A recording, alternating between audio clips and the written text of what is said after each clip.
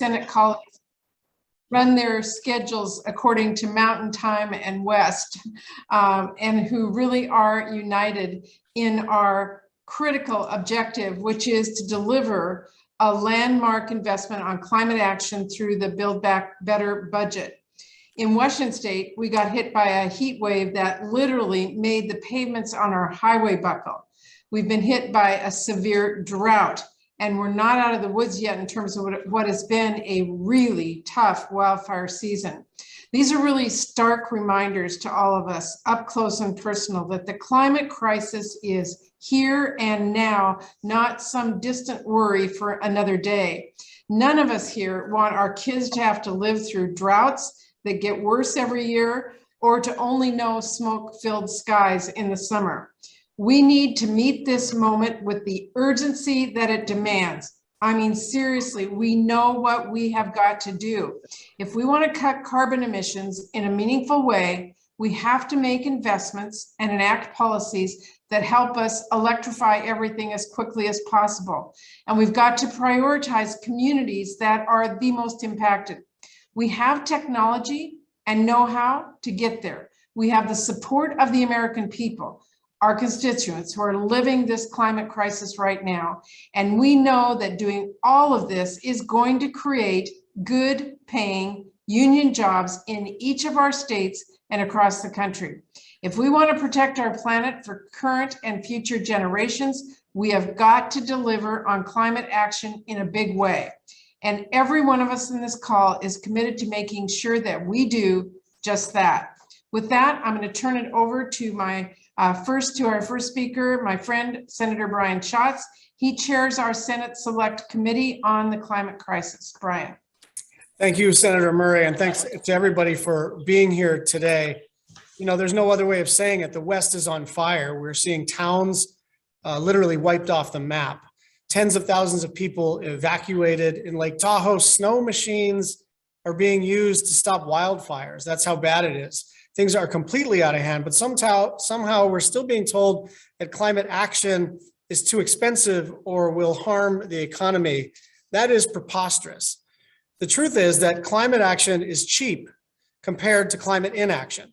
We can either do nothing and spend trillions of dollars responding to disasters that get more extreme and more frequent every year, or we can make the smart investments in the jobs and technologies that will help us to cut carbon pollution and save the planet. And these investments should be treated just like that, as investments in our future. What we are proposing will make our economy stronger. It will drive innovation. It'll keep America competitive and create millions of new high-paying jobs. But if we don't act, things will get worse and more expensive for every state, every industry, every business, and every American. And we'll be stuck footing the bill for the next century. We cannot miss this moment. With that, I'd like to introduce the senior senator from the great state of Oregon, Senator Ron Wyden, the chairman of the Finance Committee. Brian, thanks so much. And I'm going to keep this brief because we've got a lot of very thoughtful colleagues on it. For those of us in the West, the reality is these are not your grandfather's fires. They are bigger, they're hotter, they're more powerful, they leap over rivers, and it's hot, it's dry. Somebody drops a match and all of a sudden you've got an inferno on your hands. And we saw that with the bootleg fire in rural Oregon this summer, where in effect, it was so powerful that it moved the weather. I'm just going to take a couple of minutes and outline 3 steps that I've been pursuing, particularly with Senator Cantwell and Senator Merkley and Senator Padilla, as part of a Western group that has been tackling these issues. First, we've all been working on a 21st century civilian conservation corps. What we ought to be doing is putting thousands and thousands of young people to work in the woods. They ought to be doing that preventive work that prevents those future bootleg fires, and particularly getting them out there, cleaning out the dangerous and naturally thick fuels that quickly turn communities into infernos and ash. Second, what we'd like to do is use some of those wonderful young people in the 21st century climate corps to do more prescribed burns. And what that means is you go in during the cooler weather, the winter months, carefully controlled burns, and you're able to do a lot to prevent fires later on in the hot and dry season. If you visit with folks in Sisters, Oregon, they will tell you the prescribed burn that was done near them literally saved their neighborhood.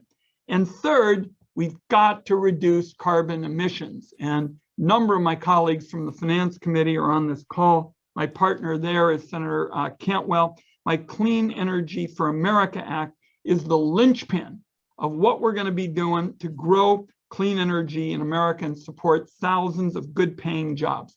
What we did in the bill is we took the 44 separate tax breaks on energy that are now on the books and we put them in the dustbin of history. And we substituted for the 44-3 for clean energy, clean transportation, and energy efficiency. And then we said, we'll have a tech neutral system going forward with one simple message. The more you reduce carbon emissions, the bigger your tax savings. And I've been so pleased that the Biden administration has been so supportive of this going into Build Back Better.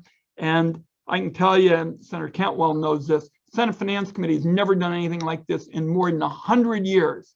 Nothing this transformative in terms of the environment. So I'm happy to turn it over next to my terrific Northwest partner on so many of these issues. And the Northwesterners, we always call ourselves trying to run with the right crowd. Oregon and Washington stick together. Senator Cantwell. Well, thank you, Senator Wyden, and thank you for advocating for clean energy solutions in a tech neutral way that certainly I think will help spur more jobs and more growth in this area. And Senator Murray, thank you for organizing this very important call. We're all here today to say that climate is really costing our economy and inaction is not a solution. We know this, that weather right now and climate are impacting our oceans and making them warmer, and it's impacting our economy. Farmers that rely on rainfall and rain-fed streams have suffered. According to the Washington Grain Commission, Washington is on track to produce 93 million bushels of wheat this year compared to 166 million last year. That's the lowest wheat output since 1973. And because of the lack of precipitation, the wheat that did grow had too much protein, resulting in lower prices for Asian importers, which are one of Washington's top markets for wheat. I could give you similar stories of how our fish economy is being impacted. Senator Wyden talked about our forest economy. We cannot continue to have inaction. And that is why, as Senator Murray said, we're making major investments in policy here in Washington, D.C. to reverse those impacts by making investments in smart technology and smart strategies to mitigate the impacts of climate and to adapt to new policies that will help us. One of the things that we have to do is be the best weather forecasters in the world, and currently we're not. That is why we're putting new money into supercomputing, new cutting edge technology on scientific research, and new models through NOAA and NOAA's data that will help us get better information to the public. It actually helps us get weather forecasting information 2 weeks in advance that can help us better prepare for these issues. But just as we get more information, we also have to do a better job. Spokane had record heat this summer, but it literally had enough electricity to deal with it. It just didn't have it in the right places. So we did have some problems with outage. But if we had a smarter electricity grid, which also is an investment we're making in this bill, then we could move forward on having our grid be more resilient, more robust, and better focused on clean distributed energy from many, many sources. So I just want to thank everybody who's put time and energy into these solutions. Hopefully our colleagues will help them get it passed. And one of them that's been a true leader on our climate policy, and I hate to just say, but is a true outdoorsman and hang glider who's really has a very worldly view of what we do to get off climate. I want to change our climate is Jeff Merkley from the state of Oregon. Jeff, thank you for your hard work on climate policy issues. Thank you, Maria, and thanks to the whole team that's working so hard. Last Labor Day, I drove 600 miles and never got out of the smoke from fires in Oregon. Visited towns like Phoenix and Talent and Gates and Mill City and Blue River and Detroit that had been incinerated. It is a sight I never want to see again. So we have to wake up and smell the smoke and recognize that enormous increases in fire are being driven by climate change. We need to wake up and swim in the water where rainstorms have dumped unprecedented amounts of waters and flooded Midwest cities. We have to wake up and lean into the winds like the hurricane winds from Hurricane Ida that drove storm surges and knocked down buildings and destroyed lives. The answer is pretty simple. Electrify everything with renewable energy. Turn fossil furnaces into heat pumps, turn fossil transits into EVs, and then put renewable energy on the grid to replace fossil energy on the grid. And that is what Build Back Better does. It has a clean energy payment plan. It has an investment in a climate core to have young Americans working across the country to take on climate. It has tax incentives for solar and wind and EVs, and huge compliments to my colleague from Oregon to drive the tax policy. It may well have incentives like a carbon tax or a methane fee or a border tax adjustment to help drive this transition in a bold and thorough and aggressive fashion. And it will have forest management in it, thinning our vulnerable second growth forests, doing prescribed burns, and knowing that the result is that it really slows down the fire, and as well as creating some saw logs for the mill and a lot of jobs. So we have a lot of work to do. We have to pass Build Back Better. And an advocate for Build Back Better from California is our new colleague, Alex Padilla, who knows all too well how fierce fires are destroying town after town in his home state of California. Well, thank you, Jeff, and hello, everybody. Thank you for joining us today. Senator Merkley, you're absolutely right. For families in California, the climate crisis has become a daily reality. This summer, as many of you saw on television screens, thousands of Californians were forced to flee their homes with nothing other than the clothes on their back and the belongings that they could carry in their arms. Farmers in other parts of California have either torn out crops or let acres and acres go fallow because of the escalating drought. And having seen the fires and the firefighters up close on a recent visit to Quincy, California, near the Dixie fire line, I can assure you, as devastating as it's been in California, California is clearly not alone. The entire Western United States has been on fire as we collectively face another record drought. It is fossil fuel emissions that have pushed our planet, not just our region, but our planet, to a crisis point. And yet too many of our Republican colleagues are ignoring the clear and compelling scientific evidence. They're denying the need both for emergency response now, as well as planning to address climate change and its impacts in the future. But the good news is, and our motivation is knowing that we have a Democratic majority and we know what needs to happen. If we race to zero out our carbon emissions, we can slow the pace of climate change and even bring down temperatures in the middle of this century. But our path to avert a catastrophic cycle is narrowing by the day. So I want to be clear. Climate cannot be on the chopping block of the budget. We need to act boldly, and we need to act with urgency to tackle the climate crisis head on. Across the country, across industries, and frankly, around the world, we need to end our dependence on fossil fuels. We need to aim high and fully fund the transformational infrastructure that will allow us to not just survive this transition, but to come out better for it. As we've been saying for some time now, we know that the president and we want to build back better, but building back better also means building back more sustainably. And we need to build back more equitably. So we must also provide justice to the communities that have borne the brunt of climate change. And we know we can do that and unleash millions of good paying union jobs in the process.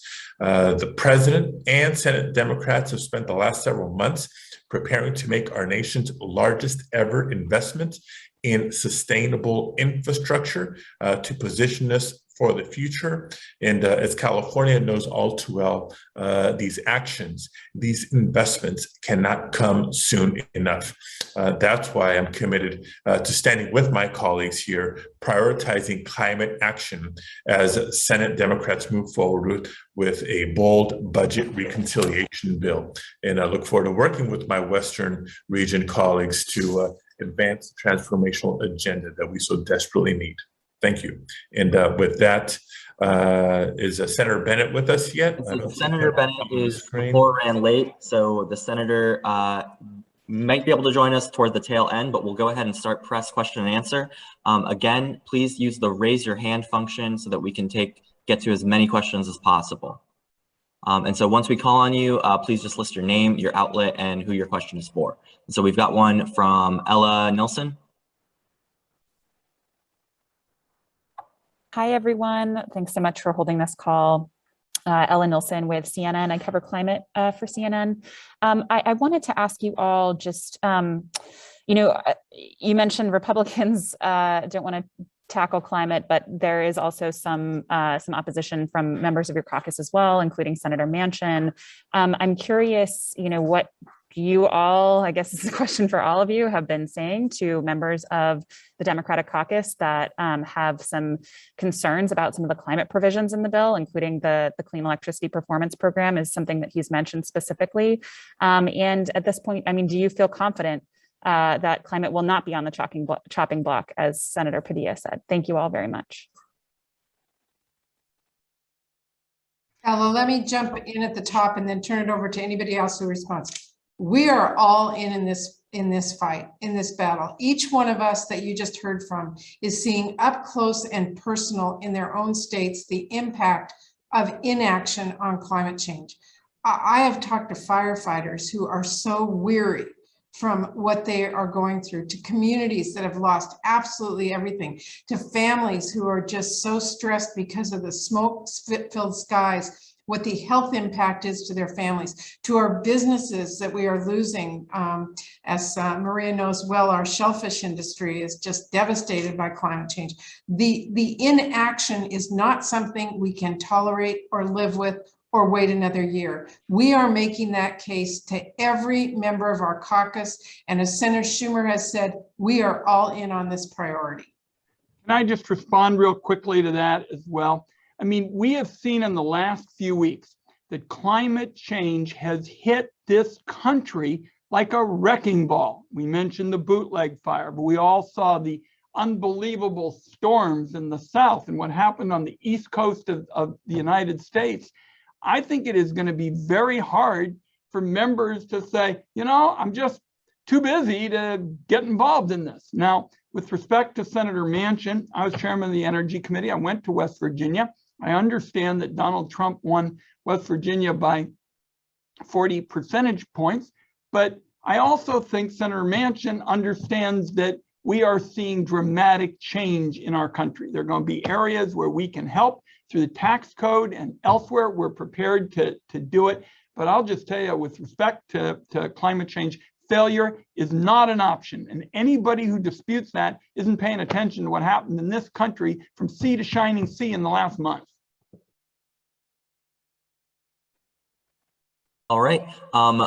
We have a question from Rachel Frazen with The Hill. Rachel, if you want to go ahead and unmute yourself. Hi, everyone. Thank you all so much for doing this call. I wanted to follow up on something that Senator Merkley said. You had alluded to the fact that, you know, a carbon tax or carbon price may well be in the legislation. Is that something that we should expect to see? And I was wondering, should we also expect to see anything on fossil fuel subsidies? So we are determined to fully pay for this bill. And one of the ways we can pay for this bill and influence the rapid transition to renewable energy is to have a fee on carbon or a price on carbon. And Senator Whitehouse of Rhode Island is leading that effort. We also know that methane, molecule for molecule, is far more damaging for climate than is carbon dioxide. And so a fee on methane would make sense. And we are concerned that we make sure that there is a level playing field for American manufacturing, and therefore a border adjustment or fee for differentials in carbon fees around the world for products that are coming to America should be part of the conversation. Will any of these be in it? Well, we will see, but I wanted to mention that they are part of the conversation at this point. Patty, can I just mention on fossil fuels, President Biden, to his credit in the campaign, said there should not be special tax breaks, his words, not mine, for fossil fuels. Clean Energy for America meets that campaign pledge and eliminates them. So you will be incorporating that then? Passed the Senate Finance Committee and is ready for consideration on the floor. What about in the reconciliation bill? We're going to push for it in the reconciliation bill as well. Got it. Thanks. All right, and I know we have Senator Bennet on his way currently. So again, please use the raise your hand function to ask any questions while we've still got some time.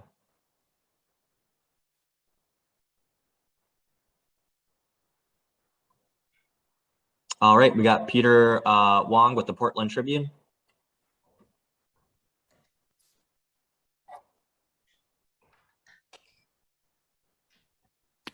Okay. To the senators generally, we've heard lots of details and lots of proposals to be included in the reconciliation bill, etc. At what point are these going to be gelled up for a Senate vote? That's the question we are all working on to get an answer to collectively, because we are at that point where we need to pass our bill and to make and to put it together in a way that we can get 50 votes in the Senate and a majority in the House. We are working with everything we have to get that done as quickly as possible, but we want it done right. Great, I see we've got a raise. Can I just skip, because Peter is one of our hometown folks. Jeff and I know Peter very well. Peter, all through the summer, we had weekly meetings, White House, the House folks, the Finance Committee folks, talking through these issues. I think we made a lot of headway. Now the House has started the process under the rules. It really starts at the House. They're going to have to get scores on the package that came out of the House Ways and Means Committee. But as Senator Murray so correctly said, what we're really focused on is trying to find common ground and working together. Thank you. And we've got one question from Julie with NBC. Hi, Senators. Thank you so much for holding this call. I know you all have worked on your own provisions to dramatically combat climate change, as you've said, but obviously Joe Manchin is the chairman of the Energy Committee. I'm kind of piggybacking off of Ella's question here. Has he told you all what specifically he's looking to incorporate in the reconciliation package? It's been a little bit hard to pin down what exactly he doesn't want to see aside from fossil fuel and carbon tax. But what has he told you all, particularly in your Democratic caucus meetings, that he's working on incorporating in the bill that you think could potentially be good for the caucus to incorporate? Thank you. Well, let me just first of all say that we've got a president of the United States who is highly motivated to tackle climate change.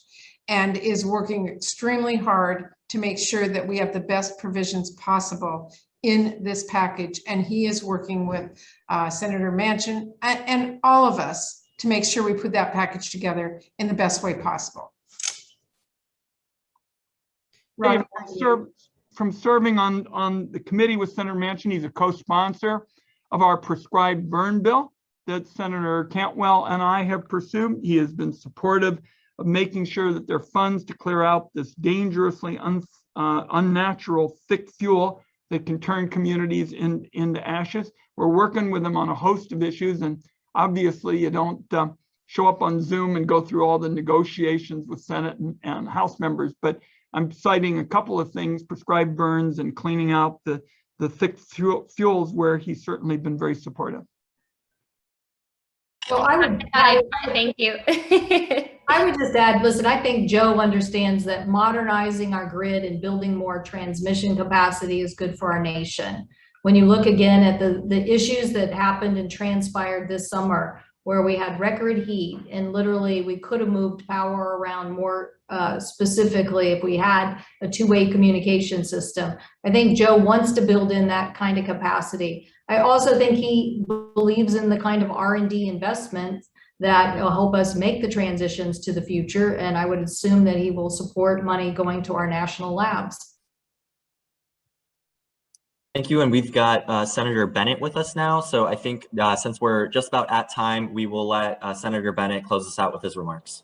Well, I'm sorry to be late. I was on the floor with some of our colleagues on the child tax credit, but I appreciate your fitting me in. And Patty, thank you so much for your leadership today. Let me just be brief because I know you guys have already covered it. I spent the last 5 weeks traveling 1,800 miles across Colorado, and the damage from climate change is everywhere. I saw it in the Colorado River, which is running 60% lower than usual. In fact, on last Saturday, Mitt Romney and I floated the Colorado River together in Utah to talk about climate change, to talk about forestry, and talk about the issues that we're dealing with today. But the thing I want to leave you with is the sense of desperation we have, not because we had our own fires this summer, knock on wood, but because the fires in California made it impossible for us to see the mountains. The fires in California meant that day after day after day after day, we had health warnings that said to people, you cannot go outside your house, you can't exercise. And when you live in a state like Colorado, that's a miserable way to spend the summer. Our economy is being affected, our health is being affected, our mental health is being affected, and we have to act now. And that's why I think it's so vital that we go big in this reconciliation package. And just catching the tail end of the last answer with respect to Joe, I think it's important if we're going to be able to successfully transition. That means we're going to have to go big on the transition. And if we're going to do that, we're going to have to go big on climate change. Those two things go together, hand in hand. Both would be important to my state, and I think we'll get it done. Thank you, Senator. And I'll just turn it over to Senator Murray to close us out. I just want to thank my Western Democrats for joining me today. And for all of you, this is urgent. This isn't a matter of rhetoric. This is reality in our communities. We are committed with this opportunity to make sure we make the investments and policies that will help our country deal with this in the global world. We have a responsibility. We're going to step up.